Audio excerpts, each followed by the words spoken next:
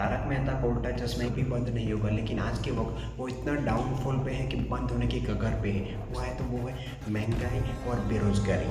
सरकार की एक बहुत बड़ी स्ट्रेटजी रही है कि लोगों को ओटीटी प्लेटफॉर्म हो गए सीरियल में दबाने की कोशिश करो, उसमें डटे रहे और महंगाई और बेरोजगारी के बारे में बात ना करें।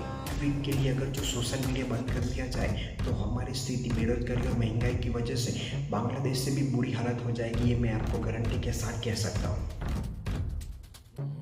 तारक मेहता का उल्टा चश्मा एक ऐसा शो था जो सभी लोग 2016-17 तक तो यही कहते थे कि ये कभी बंद नहीं होगा, लेकिन आज के वक्त वो इतना डाउनफॉल पे है कि बंद होने की कगार पे है। उसके पीछे शायद महंगाई ही सबसे ज़्यादा इफेक्ट करी है। क्या महंगाई इस हद तक बढ़ गई है, बेरोजगारी इस हद तक बढ़ गई है कि उससे पहले ये साल थे जब तारक मेहता जैसे सीरियल्स टॉप रेटिंग पे चल रहे थे, लेकिन आज के वक्त इतने डाउनफॉल पे क्यों हुए। मैं ये नहीं कह रहा हूँ कि कैरेक्टर चेंज हुए हैं। कैरेक्टर चेंज होने का इफेक्ट सिर्फ 50% हुआ है, लेकिन सबसे बड़ा इफेक्ट हुआ है तो वो है महंगाई और बेरोजगारी। 2015 से पहले इतनी महंगाई और इतनी बेरोजगारी नहीं थी जिससे लोगों की आंखें इतनी नहीं खुली थी और युवा वर्ग भी उतना 2015 से पहले इतना था नहीं है, था लेकिन उससे कम था। 2015 के बाद आज के वक्त अगर हम देखें तो युवा वर्ग इतना बढ़ चुका है और महंगाई और बेरोजगारी भी इतनी हद तक इफेक्ट कर रही है कि तारक मेहता जैसे सीरियल को भी आज के वक्त डाउनफॉल देखने को मिल रहा है। इस महंगाई की वजह से 50% तक का इफेक्ट जा रहा है और दूसरे 50% कैरेक्टर के लिए। सरकार की एक बहुत बड़ी स्ट्रेटजी रही है कि लोगों को ओटीटी प्लेटफॉर्म हो गए सीरियल में दबाने की कोशिश करो, जो फेस्टिवल्स आता है उसमें दबाने की कोशिश करो, जिससे लोग उसमें डटे रहें और महंगाई और बेरोजगारी के बारे में बात ना करें।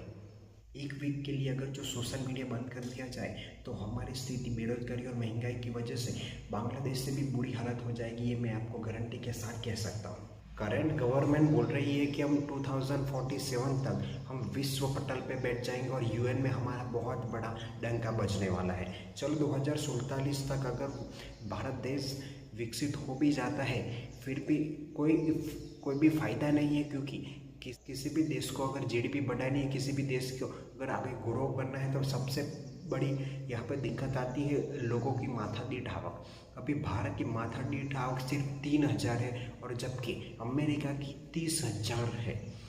तो आप ये एक बात सोच के देखो कि कहाँ 3000 और कहाँ 30,000, 3 से 4 गुना का यहाँ पे इफेक्ट आता है।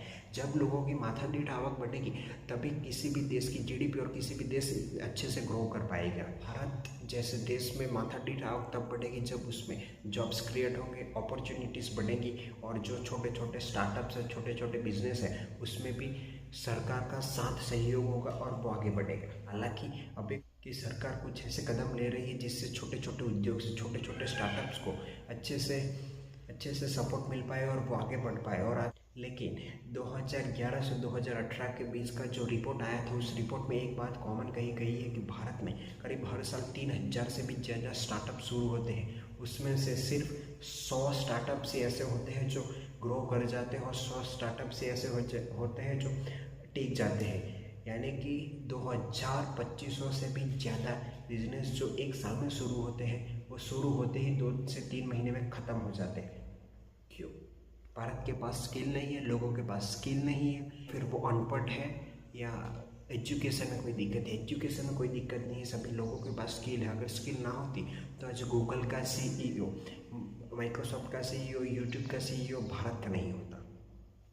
लेकिन यहाँ पे अपॉर्चुनिटी की सबसे बड़ी दिक्कत रही है। तो गाइस ये मेरे पहले वीडियो है, मेरी नई यूट्यूब चैनल है, तो शायद आपको वीडियो की क्वालिटी अच्छी ना लगे, साउंड क्वालिटी अच्छी ना लगे, बैकग्राउंड अच्छा ना लगे, लेकिन मैं ट्राई करूँगा कि हर एक वीडियो में अच्छे से अच्छी क्वालिटी सब में इम्प्रूव कर सकूँ।